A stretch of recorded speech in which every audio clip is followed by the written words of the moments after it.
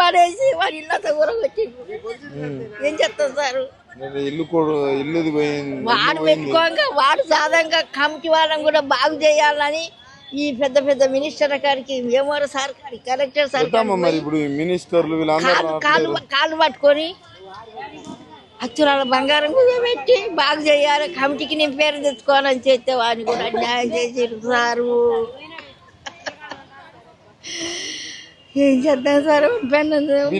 ఇక్కడ ఉన్న తుమ్మల వీళ్ళందరూ వాని కడుపు గల వాళ్ళే కాదు సార్ చేసింది. వాళ్ళ పేరు ఎందుకు? ఇంకా మాకు ఆ ముగ్గురు మంత్రులే. అదే పొంగిరెడ్డి, రేవంతి, ఇంకోని పేరే ఉండే చిట్టిన కాడు ఉండే. అయితే ఇప్పుడు ముఖ్యమంత్రి అన్న రావాలి. అయ్యో రాలేదు సార్. ముఖ్యమంత్రి అంటే ఆయన పేరేంది? రేవంత్ రెడ్డి. అయ్యో వాడే సార్ ముఖ్యుడు. ముఖ్యమంత్రి ముఖ్యం సారు. అబ్బో ఇంతగానం చేస్తే ఎట్లమ్మా మీకు?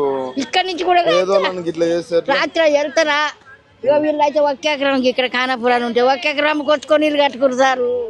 ఆ పిల్ల అన్నం లేవు, నీళ్ళు లేవు. ఆ పిల్ల అట్లా అవసరాలు తీస్తుంది. ఏం చేయాలి సార్? మేము వచ్చిర్రు మళ్ళా ఓట్లప్పుడు ఓట్లు వేయించుకున్నారు. అయ్యో అని కడుపు కావాలి మాకు కావాలని మా జంజమే మాకు గురైంది సారు. అంటే మీరు అప్పుడు అనుకున్నారమ్మా ఈయన గెలితే గిట్ట చేస్తాడని? అనుకోవాలి